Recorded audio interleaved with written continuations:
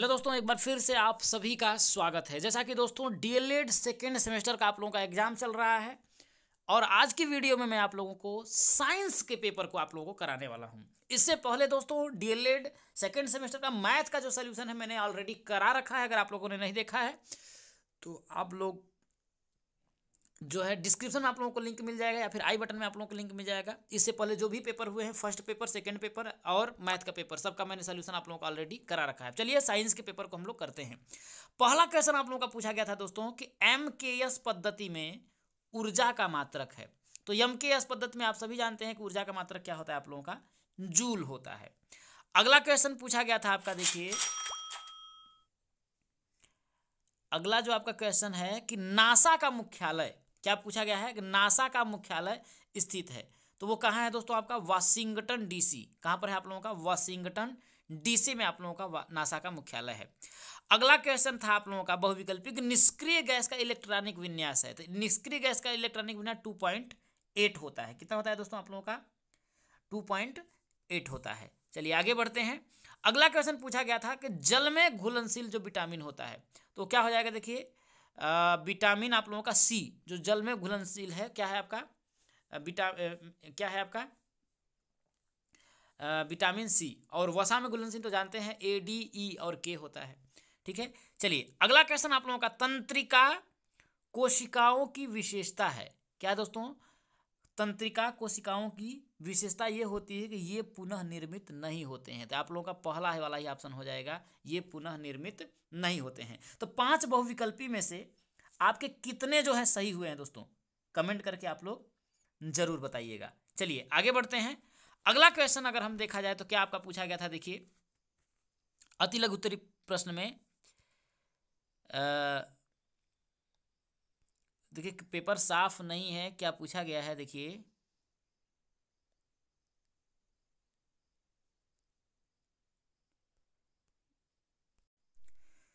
चलिए ट्राई करते हैं। देखिए दूसरा पेपर लिया है, क्या पूछा है, देखिए कि यांत्रिक ऊर्जा कितने प्रकार की होती है। तो 2 प्रकार की होती है, एक गतिज ऊर्जा, एक स्थितिज ऊर्जा। ठीक है, अगला क्वेश्चन आप लोगों का पूछा गया था, क्वेश्चन नंबर जो है आपका 7, सौर मंडल के 8 ग्रहों के नाम लिखिए। तो सौर मंडल के 8 ग्रह कौन कौन से हैं दोस्तों, बुध हैं, पहला कौन सा है आपका, देखिए बुध है। इसके बाद क्या है आपका, देखिए शुक्र है, बुध, शुक्र, पृथ्वी, मंगल, बुध, शुक्र, पृथ्वी, मंगल, बृहस्पति, और आपका शनि, बृहस्पति, शनि कितने हुए, 1 2 3 4 5 6, और आपका क्या यूरेनस, कौन सा हो जाएगा, यूरेनस होता है, और नेपच्यून, कौन हो जाएगा, नेपच्यून। ये आपके 8 ग्रह हैं, बुध, शुक्र, पृथ्वी, मंगल, बृहस्पति, शनि, यूरेनस और नेपच्यून। अगला क्वेश्चन है दोस्तों, पूछा गया था कि न्यूट्रॉन की खोज किसने की। तो आप जानते हैं ईटा पर नाच जानते ही हैं। तो ई से इलेक्ट्रॉन का टॉमसन, प्रोटॉन का रदरफोर्ड, न्यूट्रॉन का चैडविक, किसने किया था, जेम्स चैडविक ने किया था। तो क्या हो जाएगा आपका, हो जाएगा देखिए चैडविक, जेम्स चैडविक ने किया था, ध्यान रखिएगा। अगला क्वेश्चन है कि जीवाणुओं से होने वाले किन्हीं 2 रोगों के नाम। तो जीवाणुओं से होने वाला आपका देखिए पहले हैजा हो जाएगा, और क्या हो जाएगा, चेचक हो जाएगा। ये आपके जीवाणुओं से होने वाले रोग हैं। अगला क्वेश्चन है कि वनस्पति कोशिका एवं प्राणी कोशिका में कोई 2 अंतर लिखिए। किसमें, वनस्पति कोशिका और प्राणी कोशिका में। तो ध्यान रखिएगा, देखिए ध्यान रखिएगा कि इसमें कोशिका भित्ति जो है नहीं पाई जाती है, और इसमें जो है कोशिका भित्ति क्या हो जाता है दोस्तों, इसमें कोशिका भित्ति पाई जाती है, इसमें आपका नहीं पाई जाती है। ठीक है, इसमें जो है आप लोगों का हरित लवक क्या है, आपके पाए जाते हैं, और इसमें आपके हरित लवक नहीं पाए जाते हैं। और क्या बोलते हैं, देखिए इनमें जो केंद्रक होता है वो परिधि के तरफ होता है, इसमें जो केंद्रक होता है परिधि के तरफ होता है, और इसमें अधिकांश जो जंतु हैं, जंतुओं में जो केंद्रक होता है वो मध्य में होता है। इस चीज को आप लोग ध्यान रखिएगा। अगला जो आप लोगों का क्वेश्चन था आपका, देखिए कि समस्थानिक किसे कहते हैं।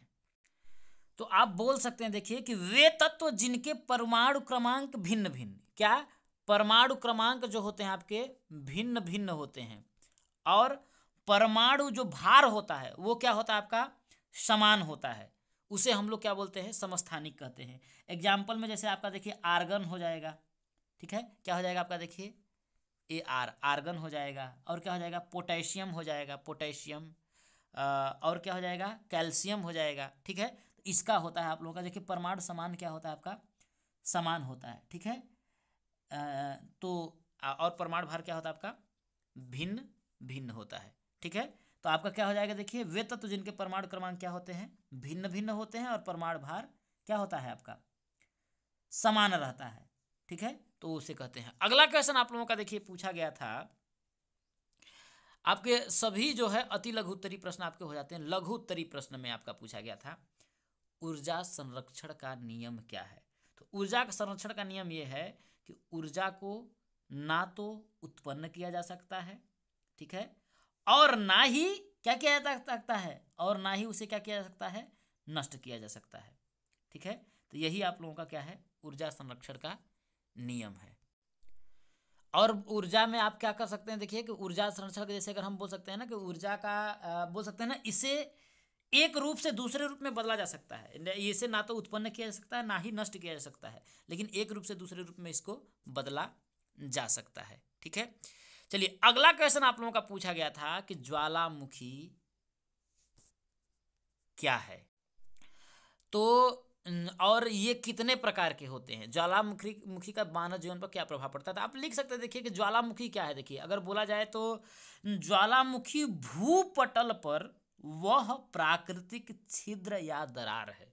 क्या ज्वालामुखी भूपटल पर वह प्राकृतिक छिद्र या दरार है जिससे होकर पृथ्वी का पिघला हुआ जो पदार्थ है, जैसे हम लोग लावा बोलते हैं, राख बोलते हैं, भाप बोलते हैं, या फिर अन्य जो गैसें हैं वो क्या करती हैं बाहर निकलती हैं।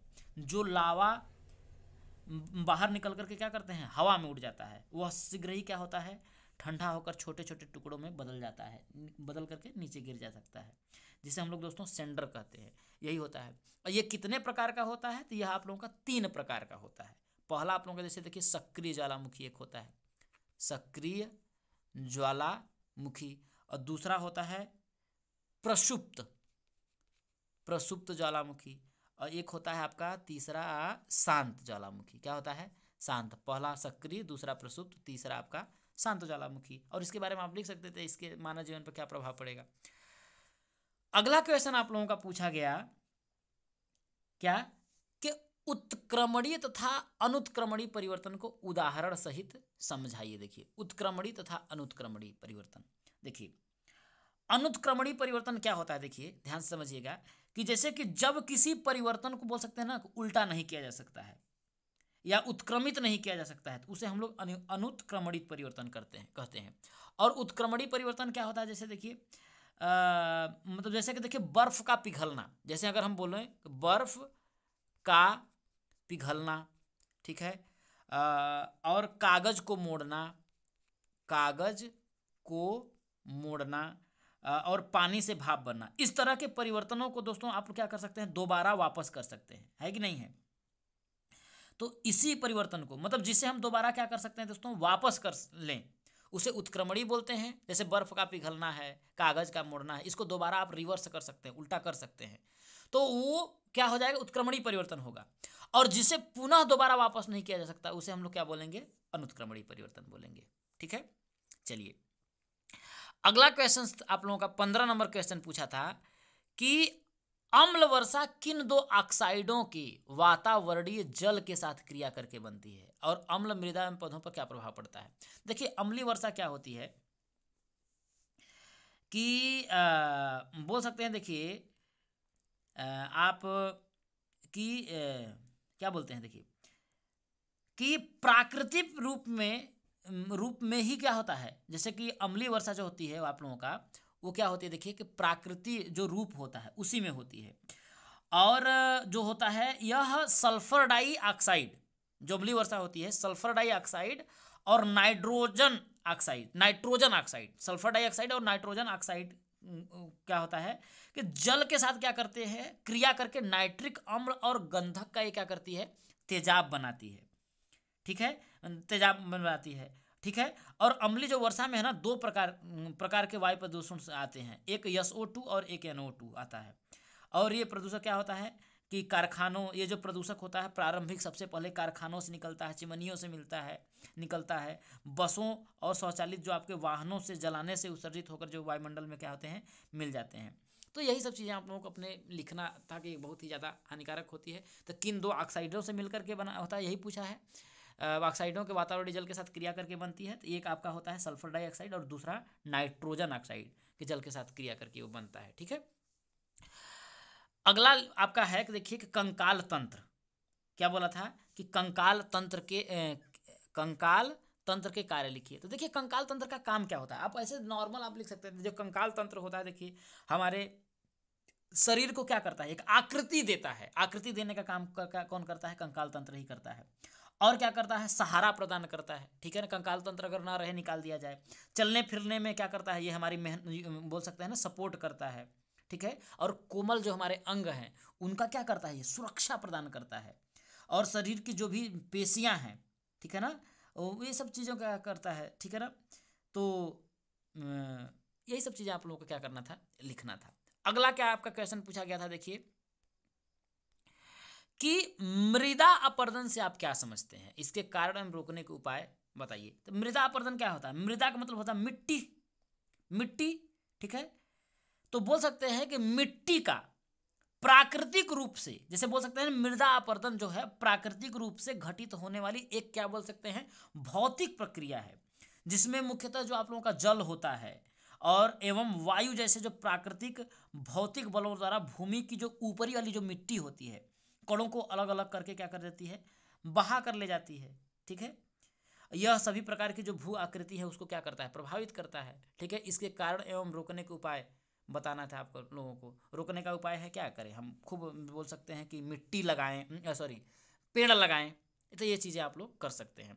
अगला आप लोगों का पूछा था लास्ट आखिरी, तंत्रिका उत्तक का नामांकित चित्र बनाइए था, इसके कार्य के बारे में आप लोगों को लिखना था। तंत्रिका देखिए नामांकित चित्र आप बना लेते, कार्य के बारे में देखिए तंत्रिका क्या होता है। देखिए मस्तिष्क की जो होती है रीढ़ की हड्डी, क्या होता है, तंत्रिका जो उत्तक होता है इसका काम क्या होता है कि मस्तिष्क की जो रीढ़ की हड्डी होती है, मस्तिष्क और रीढ़ की जो हड्डी होती है स्पाइनल कार्ड और तंत्रिका में ये क्या करते हैं, ये पाए जाते हैं।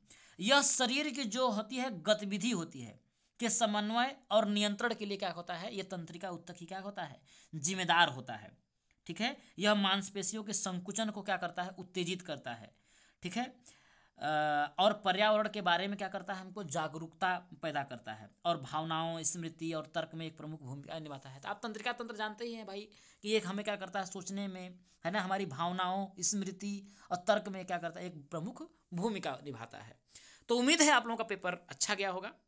तो अगर आप हमारे चैनल पर दोस्तों नए होइएगा तो सब्सक्राइब कर लीजिएगा, क्योंकि बेहतरीन जो तैयारी है आप लोगों को हमारे YouTube channel Saxena CP classes पे कराई जाती है। चैनल पे नए होइएगा, सब्सक्राइब करिएगा और लोगों भी अपने दोस्तों के साथ शेयर करिएगा। जाते जाते यही कहेंगे, अपनी मंजिल को भुला के जिया तो क्या जिया है, दम तुझ में तो उसे पा के दिखा, और लिख दे अपने पसीने से कामयाबी की कहानी, और बोल उस किस्मत को है दम तो मिटा के दिखा। मिलेंगे अगले वीडियो में अगले पेपर के सॉल्यूशन के लेकर के, तब तक के लिए जय हिंद।